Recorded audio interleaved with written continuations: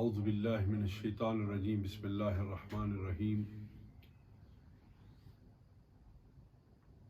This is lesson number 8, Kitab al-Sarf. We have had a brief look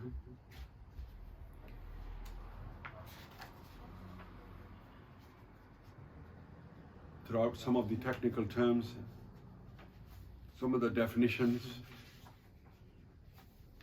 and the divisions of kalima, the divisions of lafz. And if you look at the beginning of the book, there is a chart, and inshallah bifazli ta'ala, this book will be available on archives as well, and it will be attached to all of the lectures, so you will be able to go and take a free copy and download it and use it as a PDF. We looked at Sulasi Mujarrad, Mazid Fi, Rubai Mujarrad, Rubai Mazid Fi, Khumasi Mujarrad, Khumasi Mazid Fi. We looked at some of the terms that we will be using to or referring to, and we have stopped. As you know from the table at the beginning, the chart, lafz was divided into two, mawzu and muhmal. Then mawzu was then divided into two. One was termed as mufrad and murakkab. Mufrad is also termed as kalima, and I told you that kalima has 5 divisions. The first division is aqsam, and we looked at ism, fi'l, harf, noun, verb and particle. We looked at their definition and why this was called aqsam. That in this form, if a kalima is able to express itself, it is dependent or independent. And then we looked at aqsam, meaning the forms of a word, whether they are in their original forms or there are additional letters attached to the original letters. I explained to you that mawzoon is the word that is being measured, and the scale that has been made is called mizan. If it is a 3-letter word, it is called sulasi. If it is a simple, it's mujarrad, it is augmented, it is called mazid fi, and similarly, and this is 5. So sulasi mujarrad, sulasi mazid fi, rubai mujarrad, rubai mazid fi, khumasi mujarrad and khumasi mazid fi. The next division of kalima, the third division of kalima, is haft aqsam, from the aspect of sahih, misal, muzaf, ajwaf, lafif, naqis and mahmuz. This is the third division of kalima. Then there is something, the fourth division of kalima, which is called mu'rab and mabni, and inshallah. And then the 5th division of kalima, which is duwazda aqsam, meaning all the derivatives. Mu'rab and mabni would mean declinable and indeclinable, and haft aqsam would be the changing of words, how words are changed, how they are replaced, how they are dropped, how they are taken up, and what are the rules. And alhamdulillah, Allah has given me the ability that I have written a book on this subject as well, on all the rules of how words are dropped, how their forms are changed, how they are emulated into each other. And then mu'rab and mabni. Mu'rab and mabni means declinable and indeclinable. This is really a subject of nahv, but to some extent sarf also uses these terms, and inshallah we will learn about them.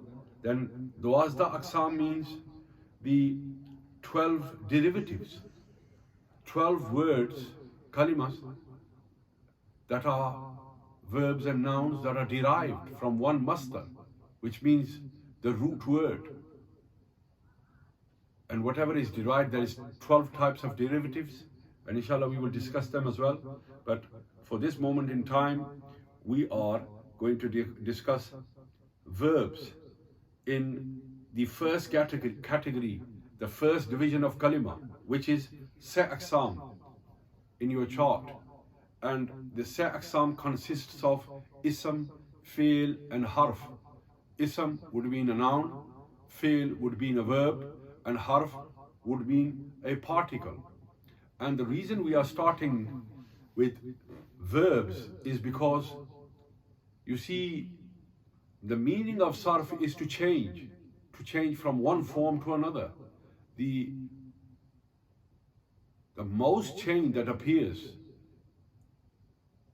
in an ism or a fi'l and a harf, it is fi'l. Fi'l has the most changes. Ism has the second most changes. And harf, it doesn't change at all. Min will always be min. Ila will always be ila. Hatta will always be hatta. And similarly, other words, other particles, they will always stay the same. They will never change. They will never change a form. But fi'l, it has the most changes. And this stretches up to in the hundreds. And inshallah, when we get to the end of the book, that you will realize that how many times one word can change. And ism has the least changes. Although it does change, the form of it does change, but it has the least changes. So from a morphological aspect, the one that has the most changes, this was always classically discussed. And this is one of the reasons that all the books of sarf start with a fi'l. Now, there is 3 or 4 types of fi'l. You have fi'l madi, which is the past tense, which are fi'l mudari, which is the present and future tense. You have fi'l amr, which is an order. You have fi'l nahi, which is a prohibition. These are all verbs. And we are starting with fi'l mazi on page number 14. This is the first conjugation. Conjugation means gardan. Gardan is a Persian word which was always used. And if you look at page 14, you will see in the first column, you will have the Arabic words, which are daraba, daraba, darabu, darabat, darabada, darabna, darabta, darabtuma, darabtum, darabti, darabtuma, darabtunna, darabtu, darabna.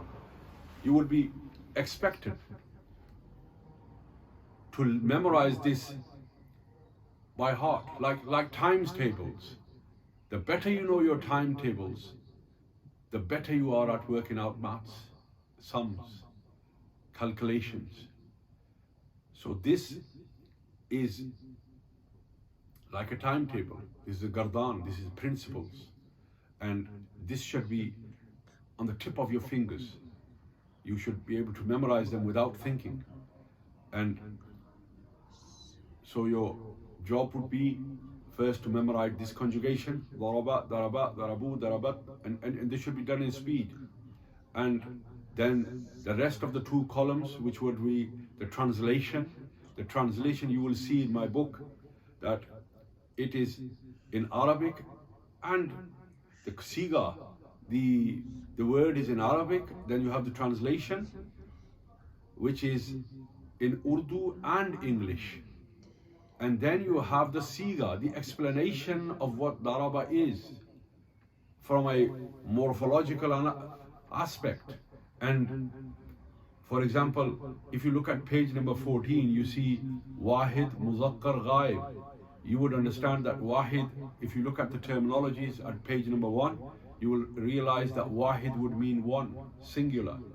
Muzakkar would mean a male, and ghaib would be a third person. So you would understand that every single mawzoon, every single word or a kalima, whatever you want to call it, whatever kalima is a 3-letter word, it is sulasi mujarrad, meaning a simple triliteral word that conforms to the scale of fa'ala, daraba, fa'ala.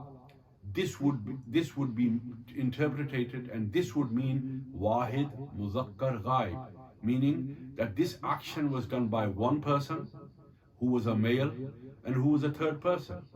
And then you would just find a dictionary, look up the word daraba or darban, find the root word, the masdar, and inshallah this book will explain it.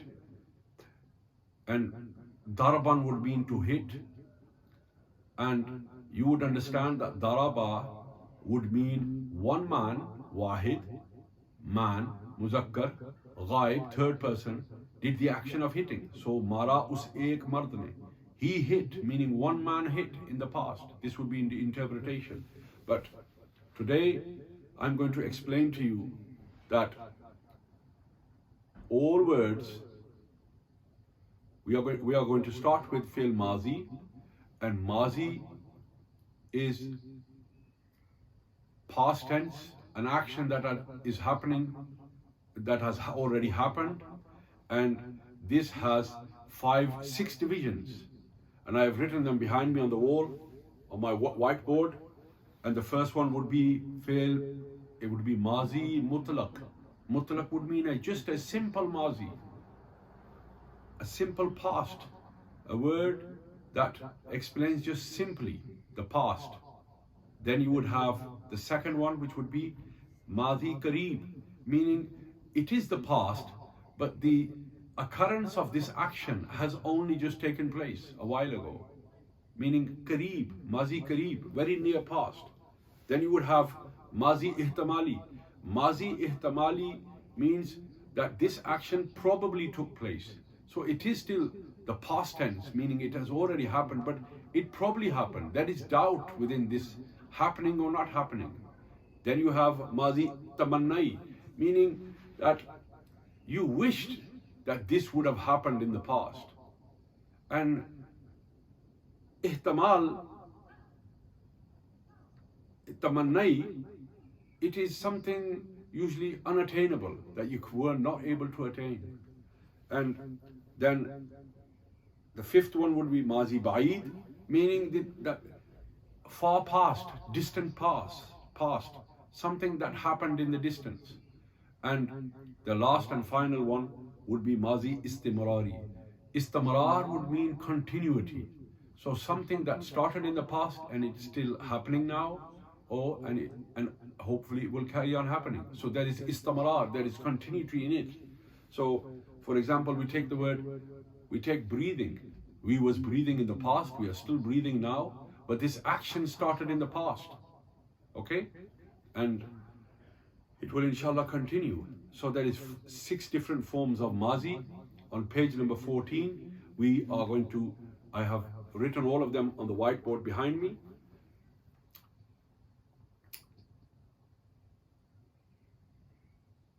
If you look at page 14, on the top it says simple, meaning mutlaq, past, meaning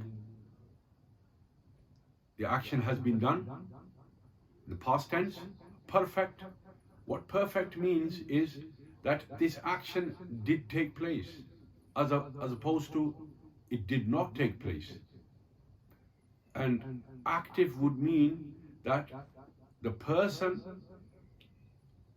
ma'ruf, active would mean ma'ruf, meaning that the person who has done the action, he is understood. We know who he is known.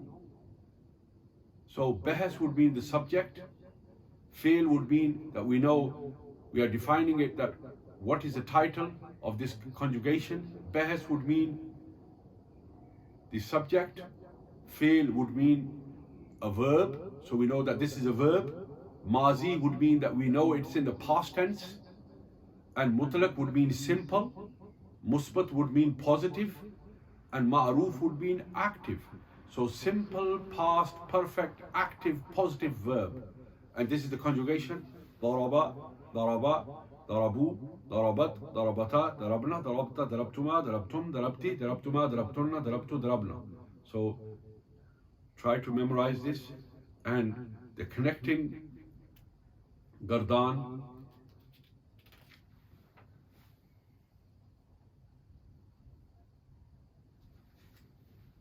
is on page 15, but inshallah we will look at that in a subject, in a different subject, in a different lesson, inshallah.